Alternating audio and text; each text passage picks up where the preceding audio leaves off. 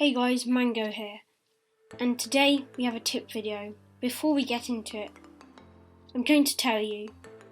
Now, this is no normal Apex guide. It is different because there are no tips. It's not a gameplay breakdown, but it's a guide.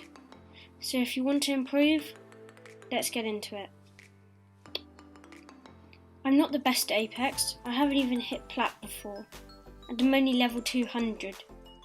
So in the future I will have more tips for you guys.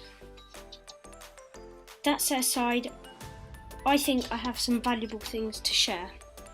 So let's start with a few key concepts that, if you can master, will greatly help. Movement, awareness, aim and decision making, looting, positioning, area control and more.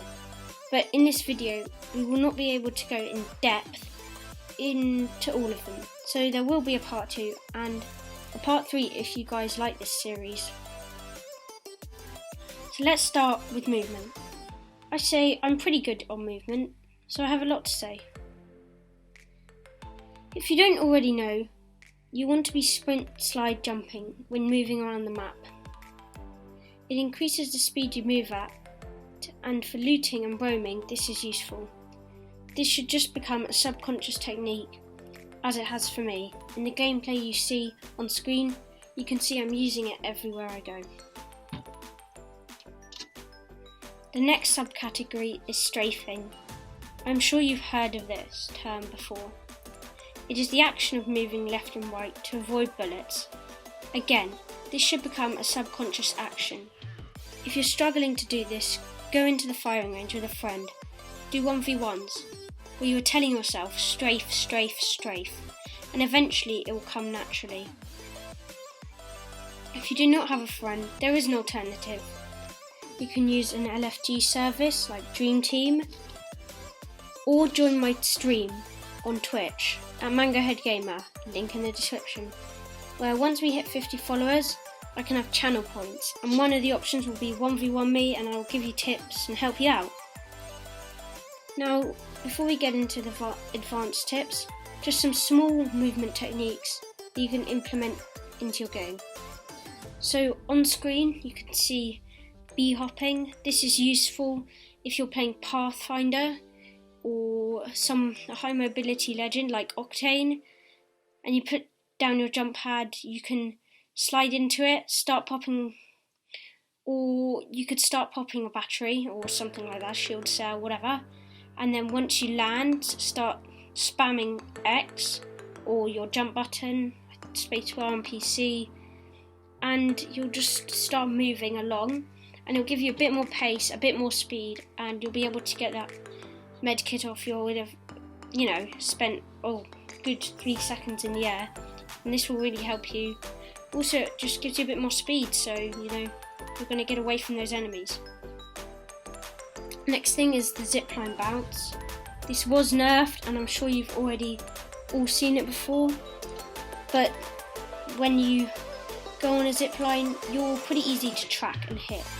So you want to be bouncing up and down on the zipline. How you do this is on PS4 you would press X and then square every 2 seconds or so, because since they nerfed it you can't spam it anymore.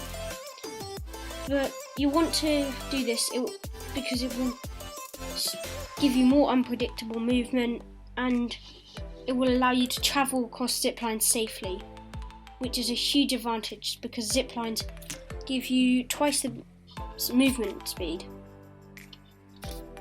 Next up, wall jumping. This is a bit of a harder one, so you have to slide. How I would do it is start sliding into the wall, then slide and jump into a climb, and then slide, jump and bounce off. Zipline boost is where you go onto a zipline and you use it to boost yourself up in the air or get a bit more distance. In the clip on screen you can see, if I need to take cover, so I would obviously in the game it will be different, but I'm just shooting a dummy, reload, and then just quickly tap onto that zipline and jump off. Gives you a bit of height and you can use the slide jumping technique to get a bit more range. Next up, the falling kick. This is the last one. So if you look on the big buildings in Capital City, when you fall down the side of them, you can kick the wall to break your fall. This is helpful because it allows you to adjust your movement and build some more awareness of the situation after you've dropped. And if someone tries to follow you, you'll be able to reassess your aim and focus them. It's really helpful, so I recommend learning it. Now we move on to advanced movement. The things you're going to use movement for are repositioning, manipulating enemies' positioning, and taking cover. Let's start with taking cover. Whenever you go into a fight, you should be aware of any cover around you. Be creative because anything can work. You should position yourself next to the cover and take the fight that is advantageous for you. If you overpeak, you will get punished, so dip in and out, flicking your aim around the cover so the enemy has a bad line of sight on you. If you notice you get cracked or take 50 damage, just move into the cover and pop a quick shield cell. This works 90% of the time. Manipulation of enemies. So this is linked to unpredictable movement. I recommend watching either Lord Spink's hiding spot videos or just some random ways to climb buildings, links in description. And be creative with these. You'll learn to use different techniques from different buildings, but try and implement them on other buildings. This will leave your enemies out in the open and give you an advantage. Also, by taking unpredictable paths, it can bait an enemy onto a zip line, or just bait them, really. And you can just sit there and pre-aim. Repositioning. Certain legends are more attuned to repositioning and movement. Path and Wraith are very good examples. Wraith's phase allows her to go invincible and easily take a high ground or get out of a fight. But you shouldn't rely on these abilities because it takes a bit of time to activate the phase and you can do it without a mobile legend. This links back to taking advantage and taking cover section, because being aware of line of sight and using this to your advantage can be the difference between life or death in a fight. Sneaking out behind the enemies back can give you a chance to heal and activate your phase, or grapple out, whatever your legend ability is. They can all help. That takes us to our next topic, awareness.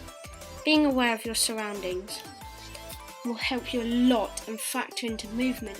It is probably the most important category behind aim. Awareness is something that you shouldn't think about because there are a lot of possibilities of scenarios you could be in. So just listen to the tips. The first tip I can give beginners is turn off music on your console if you have Spotify, anything, and try to make sure where you are gaming there's minimal noise. This will allow you to focus on the game and not be distracted. Next, build info in your head. This will require good memory and just good predictions. So you can make an estimation on where the enemies will be in a few seconds. Don't just expect people to be standing still and not moving. They will always be on the move.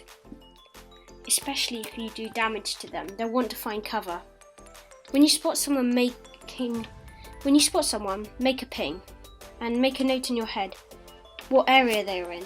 Your brain is surprisingly powerful and can easily make these sort of predictions and better decisions. Use this to build a better awareness of the situation, and you can therefore make better decisions.